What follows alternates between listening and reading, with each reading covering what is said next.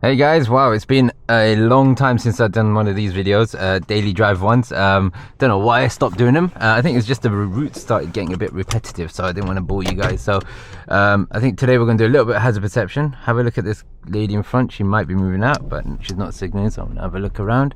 There's a cyclist coming up there. There we go, there's a car just in my mirror, and then I'm just going to move out. And there you go. That cyclist is key though. That was hard to see, so I couldn't see the cyclist until I'd edged a little, and then they were there.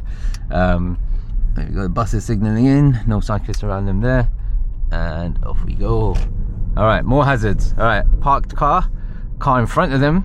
Can't tell if they're signaling to leave or got the hazards. So they got the hazards. So there you go. These sort of roads are really key for spotting loads of hazards. So you got all the people walking. High streets never go too fast. And constantly trying to not get too close to the vehicles parked up, because they can open doors, people can walk up from behind. You got the van, someone could walk in front. Sometimes I look underneath the vehicles, see any feet, you know, like a little bit further ahead, not directly, and obviously then there'll be a problem. But yeah, sometimes you can see feet in advance, and so you have an idea someone's walking. But yeah, those little tricks can help. But straight away you can see those hazards that were popping up. Let's have a look now, and then we got. Sometimes there's a timer on this traffic light as well. I don't know if you can see it, but it's not on at the moment for us. But sometimes they have timers, either for us or for the pedestrians. That can help. All right, now there we go. Live car on the left hand side, they're also important. Okay, they could potentially move out. Anyone with brake lights on, or lights on, just be a bit more careful. All right, zebra crossing further ahead, look at that. Okay, car signaling, you got the angled wheel, so they're pulling out a little. Some can be quite aggressive, they swing out a lot. Zebra's clear, let's scan it. All right, split crossing, so I don't have to wait for anyone on the other side. And then let's have a look further ahead. All right, so loads of hazards on this road, as you can tell. Another zebra crossing coming up. You just try and spot, I know the area quite well, so try and spot those Belisha beacons early. That's what they're there for, so you can spot that there will be a pedestrian crossing coming up soon. All right, there we go. Smooth braking, keeping my distance. There's a tree which blocks your view a little bit, if you haven't been looking at the approach to a pedestrian, because they could just be behind them. And there's a little kid just behind that tree now. You see that? There we go. That's it. So those little there you go. Okay, cool. 10 me to go. That's it. Nice. All right, if someone tells you to go, just make sure you scan the other side, because they can't control any other pedestrians or anything like that. A lot of people, it's called footfall, so just look, there's someone coming out there. I'm trying to keep my distance, people walking here. So again, never go far. Look at the amount of hazards we have. This is like, if this is hazard perception, you'd be clicking all day long. So now we're going further ahead, but notice my speed is not fast. I'm not going, I'm not like trying to do this and go quick, because that's just asking for trouble. The more it opens up here, the better easier it is, I should say. Again, more people trying to cross the roads, and then there we go. I'm just being cautious as I come up to it. Sometimes I even cover my brake pedal, like as I'm coming up to a certain hazard, just in case things take a turn for the worse, so that's it. Let's see. All right, so coming up further ahead, island, one person's crossing. Hopefully he's going to wait. There we go. Sometimes you can tell by the way they approach the islands or junctions, that they might just rush out, or if there's kids with them, the kids might just not look at the cars and try and run, things like that. So many things to think about. And now we're coming up to the junction. There's a bike behind me. Okay, so you see in the mirror there. I'm just going to pick this right lane. Normally we pick the left, but both of these go straight. Something's happened to that traffic light, which has been turned around sideways. That's interesting. I don't know what people do at night times. They just come and mess around with stuff like this. I'm assuming it wasn't because of the wind or anything, any weather issues like that, but that's that's a weird thing to do. That traffic light's been turned around, that one there. Anyway, new sign further ahead, and even though we were on the 30, the side road here was a it was the A406, which is a 40, so that's why that sign is there. I was telling my student just before that you know, as you enter any road, you need to look, and I tricked them on 2 no entry roads. The first one was quite easy because it was coming up, we were coming up to it towards it in front, so you know, they should have been able to spot that.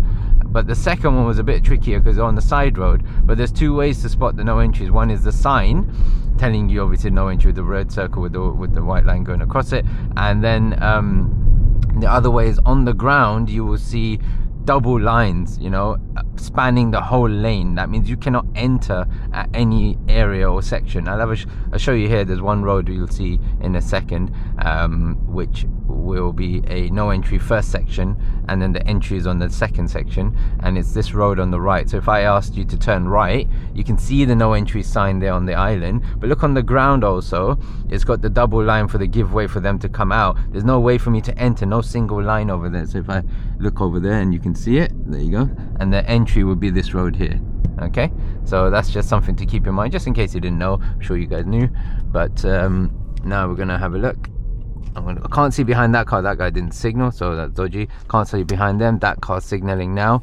So always try and peek about with the second car. It's really important. That second vehicle which is hidden, you don't know where they're signaling, you know, and then it's just like pot luck. So you don't want that. You want to be certain where they're going. So make sure that you be a bit patient, approach that junction cautiously and safely. Then once the first car peels away, then you can end up seeing the second vehicle. Okay, and as you could tell, the first vehicle didn't even signal, so it's just like annoying sometimes. But that's why as you approach or go up to a junction and you want to go, you just keep looking at them. You can tell that they're gonna either do something wrong, or you know, if they do it wrong, at least you're looking at them and not looking elsewhere in the wrong direction or anything like that. All right, now we're coming up to traffic lights, and we are gonna then turn right at the traffic lights. Okay, and we're gonna have a look here. The lights have changed and off we go.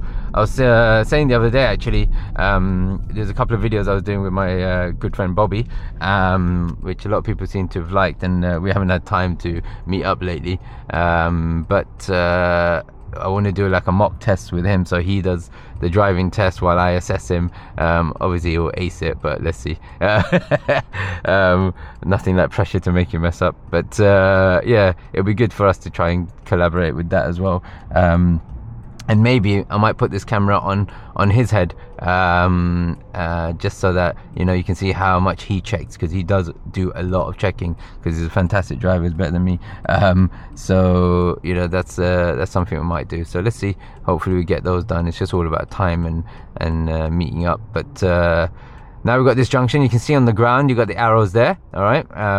Now, what happens with these arrows is people get an idea of, I need to put my car on top of that arrow, but it's not always the case, because the car opposite me, the little small car opposite at the other junction, they might go a little bit too deep. That means I have to just set myself off a little bit. So the arrows are there as a guideline. It's just the method you're meant to use, that they're showing you that it's a near side crossing. All right, and you're going to be turning before the vehicle. So that's just the method. So the key is just to stay away from the vehicle that's coming towards you. So I'll show you now in a second when it goes green, and then as we get there, we've got this pedestrian walking up. She might not cross, hopefully not. Good, there we go. So now as you go in, I'm going in slowly. Look at my speed, dead slow. I'm hardly going fast. I'm going to stay away from them, slightly even off my arrow, looking at that next lane, and it's clear, and then I commit. Until I see that clear lane, I don't commit. I've spotted the hazard far ahead, which is why I'm staying here. And then when it's safe, there's a biker on the left hand side, so if I want to come left, I'm going to signal early. I'm going to look again, and they're not there now, and then I'm going to smoothly come over. And notice when I lane change, I hardly turn. There's hardly any turn involved. I'm not even gripping tight. I was telling one of someone who's been following me actually for a while on YouTube, they grip tight, shout out to Nana. They grip tight on the steering wheel, and you don't. Look, literally just, if I do that, look, one finger turning the wheel, and that's turning as well, like, you know. So now if I want to go here, I should be able to literally let go, which you don't do, I'm saying, but my hands are just resting there, they're not gripping tight. I've mentioned this many times, and there we go, speed limit's crossed now. There's me talking away. So yeah, I've gripped, I haven't gripped tight. I've just literally just placing my hands here. Obviously I've got more experience, so it makes a massive difference, but it's just something to think about. If I can do it with just that, you know, just a finger here, a little finger there, for example, you know, you don't need to death grip it. Remember, look, literally letting go, car moves a little, adjusts a bit, it's doing it itself, it's going according to the road, okay? And that's just something really handy. If you can get into that habit of holding it lightly, it ends up allowing you to let the car, or allowing the car to do what it's meant to do. Suspension's there, balances everything out, you know. Yes, it will move, don't get me wrong, it will drift ever so slightly because none of the roads are flat, you know. There is a little camber to the roads, as you can tell here, and you know, those things have a slight effect, and which is why you just need small adjustments, and nothing more than that. That person's signaling. There we go, car behind is not signaling, nice blocker as well. And now I'm going to turn left into this blind road. I cannot see a thing, so I'm going to go dead slow. There's a car behind me, so I'm slowing them down as well, and looking, and there you go. Peek in, move your body. I tell a lot of students, you need to be active when you drive. Like, don't just sit in your seat. You need to move around, look around, come off your seat. I mean, you can't see me doing it maybe, but maybe you might see me do it with it's quite bright here today, with the camera movement. But yeah, I never try and just sit back. If I can't see, I'm leaning forwards, like I'm coming out to the seat, or out off my seat. And I often see a lot of students, they just sit in the seat like they're stuck to it. So never do that. Driving is, you know, the more active you are, the better it's going to be. A bit of a blind bend here, so that's why I'm not going fast. And then continuing ahead, markings on the ground warning me there's a junction coming up and the danger. Coming up slowly, can't see both sides properly, so I'm still checking, and then coming out smoothly. All right, and then taking the next left. So hopefully that's helped you. There's a lot of hazards on that, in that section there today, and hopefully it will benefit you guys. Looking in, there we go, coming in slowly. Again, I'm leaning forward, looking in deep, so I can spot things a little bit earlier, almost before my car gets there. Planning ahead, I can't see any gaps that I could fit in further ahead, so I'm waiting for this vehicle. Now they seem to be pulling up, so I'm just going to double check. They've moved in, so they're parking up. They parked up with a signal, so they might be waiting for me, so that's nice of them. Very good, job done. Now I'm looking again around the corner. I'm looking at spaces here, I'm looking at any gaps further ahead, and no one's coming. No shadows on the ground, shadows as well. You're going to use everything you can, lights, shadows, you know, whatever you can, reflections of side cars, anything to make your driving easier. Van there, a little bit fast, I'm trying to take advantage of that. Police is coming, I'm not going to go in front of them. Good, that's it. And then that's it, well, waited for them. Good. I could have gone in front of the police, to be honest, but you know, sometimes there's a hazard there. It's just not worth it, because they could be really belting it and going really, really fast, and I don't want to put them off. So, but yeah, that's it. So hopefully that's helped you guys, and I should try and keep up these daily drives, and I'll see you guys in a bit. All the best with your test.